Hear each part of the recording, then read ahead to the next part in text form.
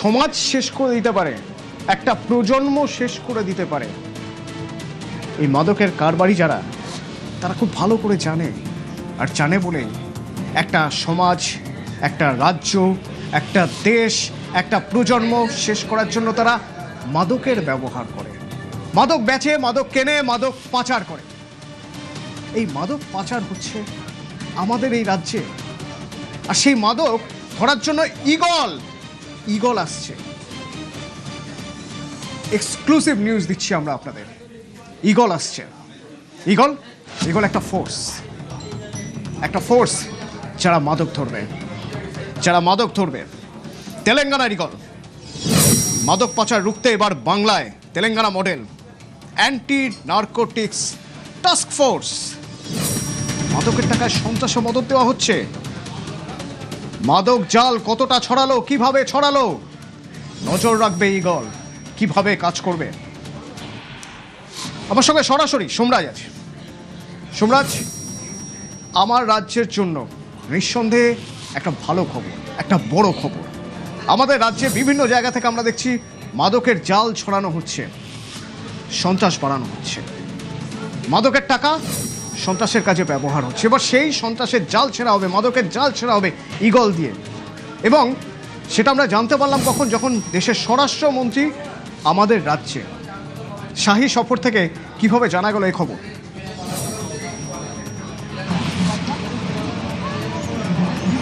একদমই দেখো, তুমি দেখেছিলে যে বুধবার রাজ্য মন্ত্রিসভার বৈঠকে সিদ্ধান্ত নেওয়া হয়েছিল যে অ্যান্টি নার্কোটিক্স টাস্ক ফোর্স গঠন করা হবে। কিন্তু এই যে অ্যান্টি নার্কোটিক্স টাস্ক ফোর্স গঠন করা হবে, তার কাজ কি হবে, কি মডিউলে কাজ করবে, কেন আমাদের রাজ্যে অ্যান্টি নার্কোটিক্স টাস্ক ফোর্স গঠনের প্রয়োজনীয়তা তৈরি হলো, আর এর কারণ খুঁজতে গিয়ে একের পর এক তথ্য উঠে আসছে, যে তথ্য আমাদের হাতেও এসে পৌঁছেছে। প্রথমেই জানিয়ে রাখি তোমাকে, তেলেঙ্গানার মডেলে বাংলায় হবে এই অ্যান্টি নার্কোটিক্স টাস্ক ফোর্সের গঠন। অর্থাৎ তেলেঙ্গানায় আমরা যেটা দেখেছি, ঈগল ফোর্স যারা তেলেঙ্গানায় সাফল্যের সঙ্গে মাদক বিরোধী কাজ করে আসছেন, অর্থাৎ মাদক দ্রব্য আটকাতে সাফল্য পেয়েছে, এবং যে ধাঁচে তারা কাজ করছে সেই ধাঁচেই বাংলার অ্যান্টি নার্কোটিক্স টাস্ক ফোর্স কাজ করবে। এই যে অ্যান্টি নার্কোটিক্স টাস্ক ফোর্স, এর জন্য ইতিমধ্যেই 70 জনেরও বেশি নিয়োগের অনুমোদন রাজ্য মন্ত্রিসভা দিয়েছে। কিন্তু তারা যে কাজ করবে, তাদের তো এ রাজ্যে মাদক দ্রব্য আটকানো বা এই মাদক চক্র আটকানোর অভিজ্ঞতা সে অর্থে নেই। এতদিন ধরে এই কাজ রাজ্যের এসটিএফ করত, কিন্তু এবার এসটিএফ এর বদলে করবে এই অ্যান্টি নার্কোটিক্স টাস্ক ফোর্স। আর সেই জন্যই তেলেঙ্গানায় যে মডেলে ঈগল ফোর্স কাজ করে এসছে, সেই মডেলে বাংলায় এবার কাজ হবে এই অ্যান্টি নার্কোটিক্স টাস্ক ফোর্সের। যেটা সূত্র মারফত জানা যাচ্ছে, বাংলায় 3টি রুটে এই মাদক দ্রব্য ঢুকছে। তুমি দেখেছো সম্প্রতি এসটিএফ বিশাল সাফল্য পেয়েছে এই মাদক দ্রব্য আটকাতে। বিশেষ করে পুরুলিয়ার উদাহরণ উঠেই আসছে, তার কারণ সম্প্রতি পুরুলিয়ায় বিশাল পরিমাণে মাদক দ্রব্য আটকাতে পেরেছে এসটিএফ। কিন্তু যেভাবে রাজ্যে গত কয়েক বছর ধরে মাদক দ্রব্য ঢুকছে, এর মাধ্যমে টেরার লিঙ্ক তৈরি হচ্ছে। কেন্দ্রীয় গোয়েন্দারা তেমনটাই রিপোর্ট পায়। তারপর তৎকালীন, অর্থাৎ এর আগে তৃণমূল কংগ্রেস সরকারকেও তারা জানায় যে এই অ্যান্টি নার্কোটিক্স টাস্ক ফোর্স গঠনের জন্য, কারণ মাদকের মাধ্যমে যেভাবে টেরার লিঙ্ক তৈরি করা হচ্ছে, অর্থাৎ টেরার ফান্ড তৈরি করা হচ্ছিল, সন্ত্রাসবাদীদের জন্য ফান্ড, টাকা তৈরি করা হচ্ছিল, অর্থাৎ অর্থের একটা উৎসই ছিল এই মাদক পাচার। আর সেটাই এবার আটকাতে চাইছে রাজ্য সরকার। অবশ্যই এটা সম্ভব তখন হয়েছে যখন দেশের কেন্দ্রীয় স্বরাষ্ট্রমন্ত্রী তথা কেন্দ্রের স্বরাষ্ট্র মন্ত্রক সহযোগিতা করছে রাজ্য পুলিশের শীর্ষ আধিকারিকদের। গতকালও কেন্দ্রীয় স্বরাষ্ট্রমন্ত্রী অমিত শাহ এই নিয়ে আলোচনা করেছেন। রাজ্য প্রশাসনের 3 শীর্ষ আধিকারিক সেই বৈঠকে উপস্থিত ছিলেন মুখ্য সচিব, স্বরাষ্ট্র সচিব, রাজ্য পুলিশের ডিজিপি, ছিলেন কেন্দ্রীয় স্বরাষ্ট্র সচিব গোবিন্দ মোহন এবং কেন্দ্রীয় স্বরাষ্ট্রমন্ত্রী, এবং তার সঙ্গে কেন্দ্রীয় সরকারের যিনি গোয়েন্দা দপ্তরের অধিকর্তা তিনিও উপস্থিত ছিলেন। এবং তাদের যে সম্মিলিত আলোচনা, সেখানে কার্যত এটা একটা বাস্তব রূপ পাচ্ছে, অন্তত তেমনটাই সূত্র মারফত জানা যাচ্ছে। সোমরাজ, এই যে ঈগলের কথা বলছো, খুব মানে একদম যদি আমরা আতশ কাচের নিচে ফেলে দেখি, তাহলে দেখবো যে এটা ধরতে গেলে প্রথমে ধরতে হবে ট্রানজিট পয়েন্ট, মানে কোথা থেকে মাদক ঢুকছে আমার রাজ্যে। এবং তারপর ছড়িয়ে পড়ছে, কোথায় কোথায় ছড়িয়ে পড়ছে, ডিস্ট্রিবিউশন কিভাবে হচ্ছে। তো এই ইগল টিম কিভাবে কাজ করে, মূলত তেলেঙ্গানায় তারা কিভাবে অপারেশন চালিয়ে এসেছে?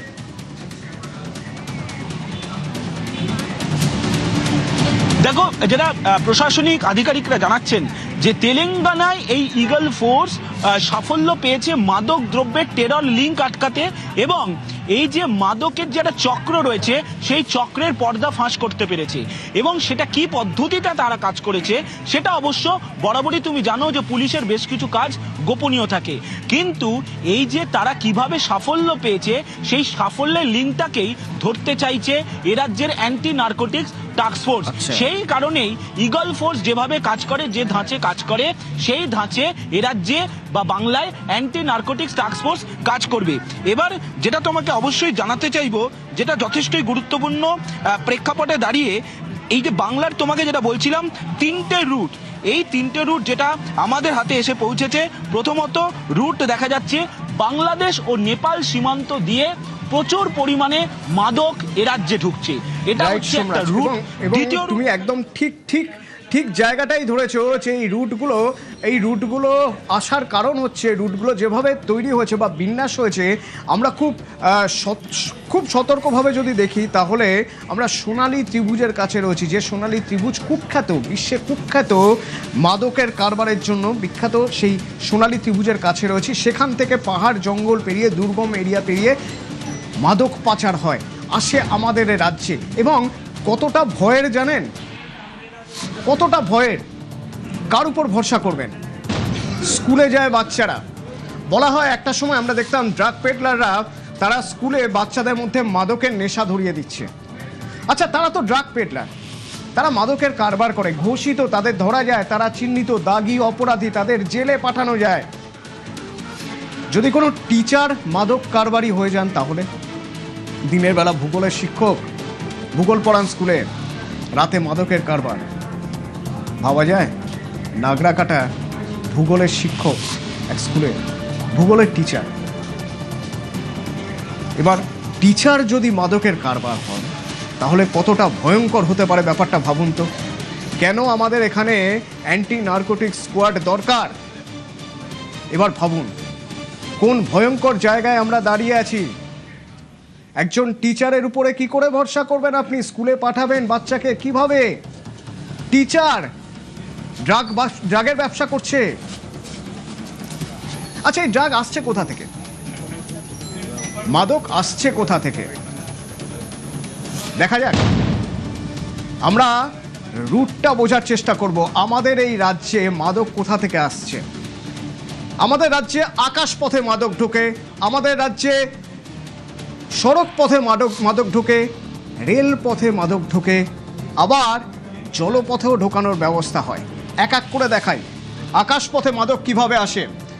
সাধারণত দক্ষিণ পূর্ব এশিয়ায় যেখানে মাদকের কারবার হয় সেই সব জায়গা থেকে সরাসরি ফ্লাইটে সিঙ্গাপুর থেকে, থাইল্যান্ড থেকে, ভিয়েতনাম থেকে কলকাতা বিমানবন্দর, সেখান থেকে ছড়িয়ে যায় রাজ্যে। আচ্ছা, বলছিলাম না যে উত্তর পূর্ব সবচেয়ে ভয়ঙ্কর জায়গা? কিভাবে দেখুন, সড়ক পথে মায়ানমার, যে সোনালী ত্রিভুজের কথা আমরা বলছি সেই সোনালী ত্রিভুজের মধ্যে মায়ানমারও পড়ছে। মায়ানমার থেকে মিজোরাম হয়ে, ত্রিপুরা হয়ে আমার রাজ্যে পশ্চিমবঙ্গে ঢুকছে। আরো রুট আছে দেখুন, বাংলাদেশ থেকে সরাসরি, বাংলাদেশ থেকে আমাদের উত্তর দিনাজপুর, দক্ষিণ দিনাজপুরের বেশ কিছুটা অংশ, বিরাট জায়গা, মালদার, এই বর্ডারগুলো যেখানে ফেন্সিং নেই মূলত, সেখান থেকে মাদক বেশি করে ঢোকানো হচ্ছে আমাদের রাজ্যে, আমাদের দেশে। এছাড়াও আমরা এবারে পশ্চিম দিকটা দেখি। ঝাড়খণ্ড থেকে একেবারে জাতীয় সড়ক ধরে, ঝাড়খণ্ড থেকে পুরুলিয়া হয়ে কোথায় যাচ্ছে খড়গপুরে চলে যাচ্ছে। খড়গপুর একটা হাব। খড়গপুরের বিভিন্ন জায়গায় এই ঝাড়খণ্ড থেকে, বিহার থেকে মাদক ঢুকছে। ঢোকার পর কি হচ্ছে? খড়গপুরে যখন ঢুকছে, খড়গপুরে ঢোকার পর কি হচ্ছে? ওড়িশা থেকেও ঢুকছে। ঢোকার পর দুটো রুট আছে। প্রথমত এই খড়গপুরে ঢোকার পর খড়গপুর থেকে কোথায় যাচ্ছে না, খড়গপুর থেকে সরাসরি কোলাঘাট হয়ে, সাঁতরাগাছি হয়ে কলকাতা, দক্ষিণ 24 পরগনা, উত্তর 24 পরগনা ছড়িয়ে যায়। আরও একটা রুট আছে জলপথে, খড়গপুর থেকে জলপথে আস্তে আস্তে দক্ষিণ 24 পরগনা সুন্দরবনের বিস্তীর্ণ এলাকায় চলে যায়। এর বাইরে আরও একটা ভয়ঙ্কর রুট আছে, যে রুটের কথা ম্যাপে দেখানো যাবে না। তার কারণ সেই রুট হলো ভার্চুয়াল রুট। সেই রুট যেখানে ক্রিপ্টোকারেন্সিতে লেনদেন হয়, যেখানে ডার্ক ওয়েবের মাধ্যমে কেনা বেচা হয়। আপনার বাড়িতে একটা পার্সেল চলে যাবে, কুরিয়ার পার্সেল দিয়ে আসবে আপনার বাড়িতে, মাদক পৌঁছে যাবে আপনার ঘরে, কোনো ম্যাপে কোথাও কোনো হদিশ নেই। কিন্তু এখানেই শেষ নয়। যদি মাদক কারবারিরা মারাত্মকভাবে ঝাঁপিয়ে পড়ে আমাদের দেশের সর্বনাশ করতে, তো আমাদের দেশের গোয়েন্দারাও তো চুপ করে বসে নেই। আর সেই জন্যই এক এক করে রুটের পাতাগুলো কাটা হচ্ছে। কিভাবে? আউটপুট এডিটর অনির্বাণ আমার সঙ্গে আছে। অনির্বাণ, একের পর এক আমি যদি দেখাই, সবচেয়ে গুরুত্বপূর্ণ রুটের কথা আমরা বলছিলাম মায়ানমার। আমরা একবার দেখি মায়ানমার থেকে যে রুটটা আসছে, যে রুটটা মায়ানমার থেকে এসে মিজোরাম হয়ে ত্রিপুরা, এই রুটে কি এখন আর যাওয়া আসা করা যায়? এই রুটে মাদক পাচার সম্ভব? Atanu, thanks to Ajit Doval and his company, মায়ানমারের এই যে রুটটা যেখান দিয়ে সব থেকে বেশি মাদক একসময় আমাদের দেশে ঢুকতো, মিজোরাম হয়ে, নাগাল্যান্ড হয়ে, মেঘালয় হয়ে এবং তারপরে সেখান থেকে ত্রিপুরা হয়ে, সেই রুটটা পুরোপুরি বন্ধ হয়ে গিয়েছে।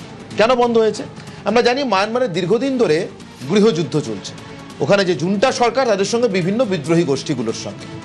এখন শোনা যায়, তার কিছু প্রুফ অতীতে রয়েছে, এই বিদ্রোহী গোষ্ঠীগুলোকে একসময়, মানে যারা এখন জুন্টার বিরুদ্ধে লড়ছে, একসময় এদের হাতে অস্ত্র তুলে দিয়েছে চীনই। এই প্রত্যেকটা বিদ্রোহী গোষ্ঠীর সঙ্গে হয় সোশ্যালিস্ট, নয় লিবারেশন, নয় কমিউনিস্ট, নানান রকম নামের মোড়ক আছে। ফলে চীন নাকি একসময় এদের হাতে অস্ত্র তুলে দিত। কিন্তু যে কোনো কারণেই হোক, মায়ানমারের ভিতরে জাতিসত্তার আন্দোলন এবং পরিচয় এত বেশি তীব্র, তুমি পূর্ব দিক আর পশ্চিম দিকে যদি, মানে ওই মায়ানমারের পূর্ব দিক থেকে পশ্চিম দিকে যদি আসো অথবা উত্তর থেকে যদি দক্ষিণে চলে যাও, তাহলে তুমি কিছুতেই দুটো জাতিসত্তার যে চাহিদা, সেটা তুমি কিছুতেই মেটাতে পারবে না। মানে দুটো জাতিসত্তার দাবি তুমি কিছুতেই এক জায়গায় আনতে পারবে না। ফলে চীন হয়তো অনেক হাত টাত পুড়িয়ে শেষ পর্যন্ত এখান থেকে সরে এসে তারা কি করেছে, তারা এখন জুন্টা সরকারকে একেবারে নিঃশর্ত সমর্থন দেয়। এই যে বিদ্রোহী গোষ্ঠীগুলো যারা একসময় চীনের ইশারায় বা নির্দেশে চলতো, তারা চীনের মদতেই এখানে মাদক চাষ করত, অথবা থাইল্যান্ড থেকে আসা মাদক এই রুট দিয়ে ভারতে ঢোকাতো। এটা ছিল ত্রিভুজের কথা, যেখান থেকে মাদক ঢোকার কথা বলছিলে। এবং এটা এই মাদকের কারবার করে এরা কি করতো, এই মাদকের কারবারে যে অর্থ এরা পেত, তা দিয়ে এরা নতুন করে অস্ত্রশস্ত্র কিনতো, দেশের বিরুদ্ধে আবার যুদ্ধ করতে পারতো বা আরো বড় করে যুদ্ধটাকে সাজাতে পারতো। এই রুটটা কিভাবে বন্ধ হলো? জুন্টা সরকারের সঙ্গে চীনের সরকারের একদম সরাসরি সম্পর্ক তৈরি হয়ে যাওয়ার পর, চীনের কমিউনিস্ট সরকারের এই বিদ্রোহী গোষ্ঠীগুলো একটু একটু করে চীনের উপরে ক্ষুব্ধ হতে থাকে। এই বিদ্রোহী গোষ্ঠীগুলোকে শোনা যায়, এর কোনো সরাসরি প্রমাণ দেওয়া সম্ভব নয়, কিন্তু এই বিদ্রোহী গোষ্ঠীগুলোকে ভারত বিরোধিতার পথ থেকে সরিয়ে আনতে অনেকটাই সক্ষম হয়েছেন আমাদের কূটনৈতিকরা, আমাদের গোয়েন্দারা। তাদেরকে বোঝানো গিয়েছে যে ভারতের ভিতরে মাদক ঢুকিয়ে অস্ত্রশস্ত্রের কারবার, অস্ত্রের জন্য অর্থ নেওয়ার জন্য তাদের সত্যিকারের দীর্ঘকালীন কোনো স্বার্থ নেই। অতএব সেই জায়গা থেকে অতনু এই রুটটা বন্ধ। এই রুটটা যখন বন্ধ হয়ে গিয়েছে, তখন নতুন একটা রুট খুলেছে অতনু। সেই রুটটা কোনটা? আচ্ছা, নতুন রুট খুলেছে মানে এই রাস্তাটা কাটা গেল, এখান থেকে আমার রাজ্যে আর ঢুকছে না মাদক, ভেরি ফাইন। তাহলে পরের রুট বাংলাদেশ, অবশ্যই বাংলাদেশ। বাংলাদেশের কথা বলছিলাম, বাংলাদেশ থেকে মালদা, দক্ষিণ দিনাজপুর সবচেয়ে মারাত্মক জায়গা, কারণ এইখানটায় বিস্তীর্ণ জায়গায় কাঁটাতার নেই। শুধু কাঁটাতার নেই নয়, দীর্ঘদিন ধরে যে কাঁটাতার না থাকা, জমি দিতে না চাওয়া, জমি না দেওয়া বিএসএফকে, গতকালই দেশের স্বরাষ্ট্রমন্ত্রী বলে গিয়েছেন, হাতে পায়ে ধরেছি রাজ্যের মুখ্যমন্ত্রী। দেশের স্বরাষ্ট্রমন্ত্রী, তৎকালীন মুখ্যমন্ত্রী মমতা বন্দ্যোপাধ্যায় হাতে পায়েও ধরেছেন, তবু জমি পাননি। এখন তো জমি পাওয়া গিয়েছে, তাহলে এখন কোথায় সমস্যা? কাঁটাতার দিতে কিছুটা তো সময় লাগবেই, তারপরেও থ্রেটটা থেকে যাচ্ছে। কেন জানো অতনু?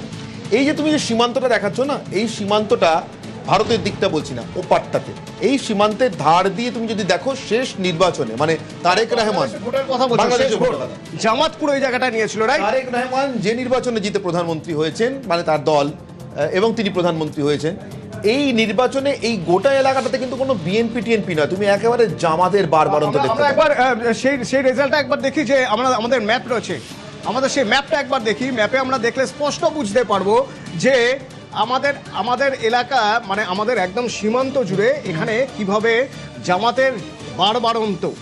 তো ওই জামাতের বারবারন্ত যখন এখানে অনির্বাণ, তাহলে আমার এখানে একটা প্রশ্ন থাকবে, তাহলে তো আমরা অনেক আগে থেকে সেন্স করেছি, আমরা অনেক আগে থেকে বুঝতে পেরেছি যে এখান থেকেই আসবে, এখান থেকে মাদক ঢুকবে, এই হলো এক্স্যাক্টলি। এই যে তুমি দেখো এই- এই যে সবুজ অংশগুলো, এই সবুজ অংশগুলো হচ্ছে সব জামাতের জেতা কেন্দ্র। এই পুরোটা অর্থাৎ পশ্চিমবঙ্গের সীমান্ত ঘেঁষা যে অঞ্চলগুলো তুমি দেখো, এখানে হচ্ছে পুরো একেবারে জামাতের এই যে সবুজ হয়ে থাকা অংশগুলো, এগুলো হচ্ছে জামাতের জেতা সিট বা কেন্দ্র। এই গোটাটা সবুজ হয়ে রয়েছে, অর্থাৎ এই গোটা জায়গাটাই হচ্ছে জামাতের কবজায়। জামাতের সঙ্গে মাদকের সম্পর্কটা কি, অতএব এটা বোঝানোর জন্য দুটো উদাহরণ যথেষ্ট। এক, লাদেনকে, তার বাহিনীকে, এবং পরবর্তীকালে সম্পর্কে লাদেনের শ্বশুর আয়মান আল জাওয়াহির, আমরা জানি আফগানিস্তানের কথা, মোল্লা উমর, তাদের কথা আমরা জানি। তাদেরকে আফগানিস্তান অর্থাৎ তালিবানদেরকে আমেরিকা যেরকম সরাসরি অস্ত্র দিয়ে সাহায্য করেছিল, তেমনি আফিম চাষ করিয়ে আরও বেশি অর্থ এবং অস্ত্র জোগাড় করবার জন্য আফিম চাষ করিয়ে তালিবানদের হাতে আরেকটা নতুন অস্ত্র আমেরিকা তুলে দিয়েছিল। সে অস্ত্র শুধু আফগানিস্তানে ব্যবহার হতো না, অর্থাৎ মাদক, তা পাঞ্জাব সীমান্ত দিয়ে আমাদের দেশে ঢুকেছে।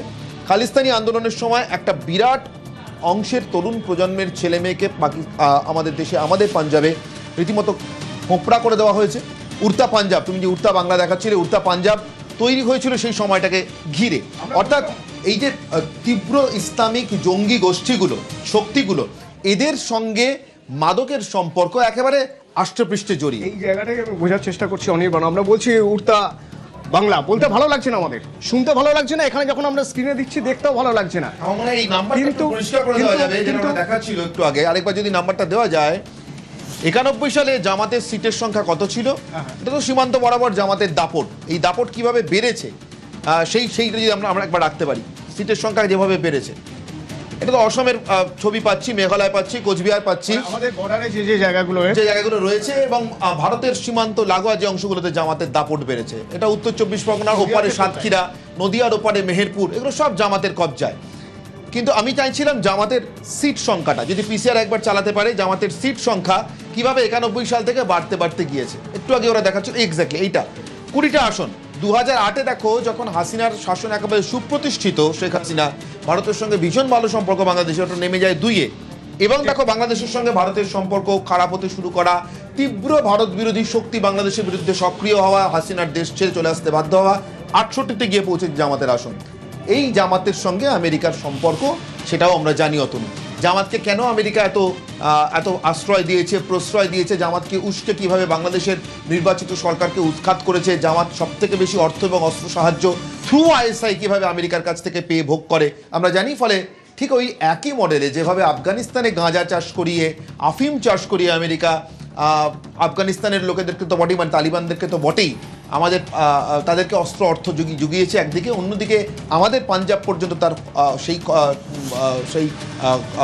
সেই সহজ খারাপ সময়টার সব থেকে খারাপ উদ্দেশ্যগুলোর দাম দিয়েছে, আমি বলবো রাদার, যে কারণে তুমি উড়তা পাঞ্জাব থেকে উড়তা বাংলা বলছো। ঠিক একই মডেলে বাংলাদেশের ভিতরে জামাতকে কাজে লাগিয়ে পশ্চিমবঙ্গ রুট দিয়ে ভারতে মাদক ঢুকিয়ে ভারত বিরোধী কারবার ফেলে। কিন্তু অনির্বাণ, সেখানে আমার একটা প্রশ্ন থেকেই যাবে।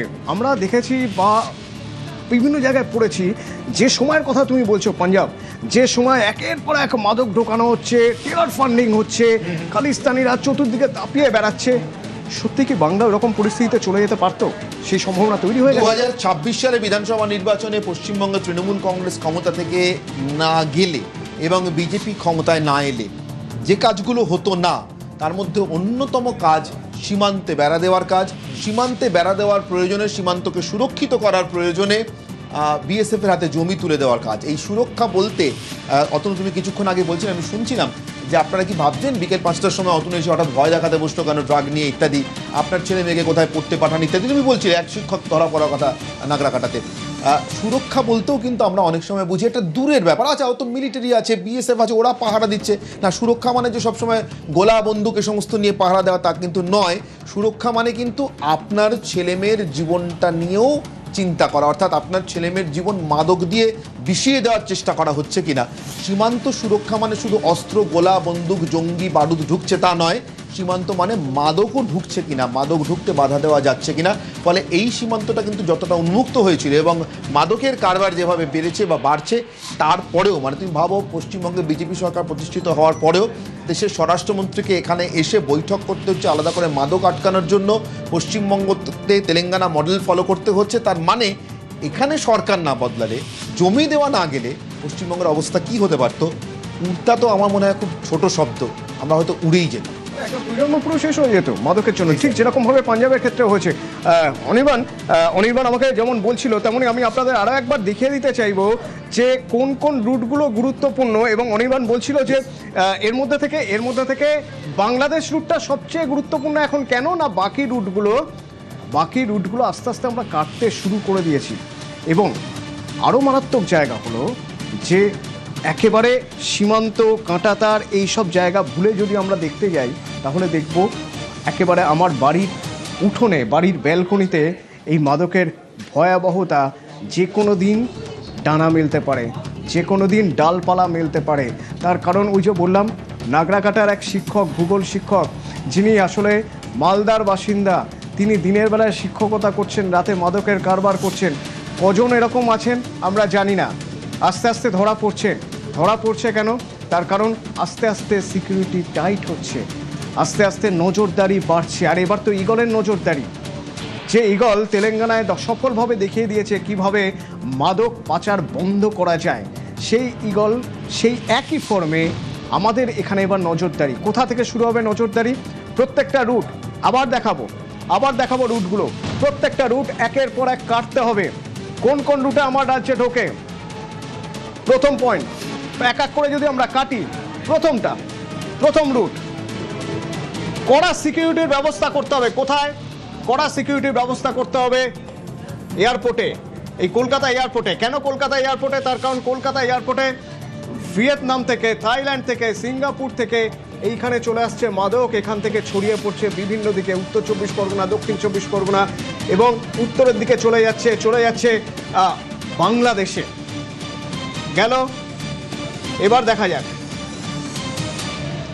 এই রুট, সবচেয়ে গুরুত্বপূর্ণ রুট। কিছুক্ষণ আগে অনির্বাণ আপনাদের বলছিল মায়ানমারের উপর থেকে চীনের কর্তৃত্ব সরে যাচ্ছে, ফলত এখান থেকে আস্তে আস্তে মিজোরাম হয়ে, ত্রিপুরা হয়ে পশ্চিমবঙ্গে যে মাদক ঢোকা বন্ধ হচ্ছে, এখানেই বন্ধ হচ্ছে। তাহলে পরের রুট কোনটা? পরের রুট হলো এই রুট, যে রুটটা সবচেয়ে গুরুত্বপূর্ণ রুট। কেন বলছি এই রুট গুরুত্বপূর্ণ রুট? তার কারণ এই রুটেই এবার মাদক ঢুকছে। কিভাবে ঢুকছে মাদক? না, এই রুটে বেশ কিছু জায়গা রয়েছে যে জায়গাগুলোয় ফেন্সিং নেই। এই বর্ডার, বাংলাদেশের বর্ডারে বেশিরভাগ জায়গায় জামাতের বাড়বাড়ন্ত। তাহলে জামাত চায় অশান্তি সৃষ্টি করতে। জামাতের ফান্ডিং কোথা থেকে হচ্ছে? জামাতের ফান্ডিং অনেক কূটনীতিক বলছেন হচ্ছে আমেরিকা থেকে, জামাতের ফান্ডিং হচ্ছে পাকিস্তান থেকে, আবার চীনেরও মদত রয়েছে প্রত্যক্ষ বা পরোক্ষ, বলছেন অনেক কূটনীতিবিদ। অর্থাৎ ভারত অশান্ত হলে, ভারত অস্থির হলে যাদের সুবিধা তারা সবাই জামাতের হাত শক্ত করছে। আর জামাত মাদক ঢোকাচ্ছে কোথায়? পশ্চিমবঙ্গে ঢোকানো মানে ভারতে ঢোকানো। পশ্চিমবঙ্গে ঢুকিয়ে পশ্চিমবঙ্গ থেকে বিভিন্ন জায়গায় চলে যাচ্ছে। এবং শুধু তাই নয়, ভিন রাজ্য দিয়ে ঢোকানো হচ্ছে। ঝাড়খণ্ড থেকে আসছে আমার রাজ্যে, ঝাড়খণ্ড পুরুলিয়া হয়ে, এবং তারপর চলে যাচ্ছে রাজ্যের বিভিন্ন জায়গায়। আবার খড়গপুরে ঢুকছে। খড়গপুর একটা বড় হাব। আমরা বলি যে খড়গপুর একটা মিনি মেট্রো, যে মিনি মেট্রোয় বিভিন্ন ভাষাভাষীর মানুষ থাকেন, বিভিন্ন ধর্মের মানুষ থাকেন, তারই আড়ালে সেখানে মাদকের কারবার চলছে। খড়গপুর থেকে এসে সেই খড়গপুর থেকে কোলাঘাট হয়ে, সাঁতরাগাছি হয়ে কলকাতায় ছড়িয়ে পড়ছে। আবার কলকাতা থেকে উত্তর 24 পরগনা, দক্ষিণ 24 পরগনা, ওদিকে মালদা, মুর্শিদাবাদ, ট্রেন পথে যাচ্ছে, সড়ক পথে যাচ্ছে। রাজ্য জুড়ে মাদকের চক্র ছড়িয়ে পড়ছে, যে চক্র বন্ধ করবে এবার ঈগল, করতেই হবে। তার কারণ শঙ্কা এবার সীমান্তে নয়, শঙ্কা আমার আপনার বাড়ির উঠোনে, আমাদের পরের প্রজন্মকে নিয়ে। সেই প্রজন্মকে সেফ রাখতে গেলে, সুরক্ষিত রাখতে গেলে উড়তা বাংলা ওরা বন্ধ করতেই হবে।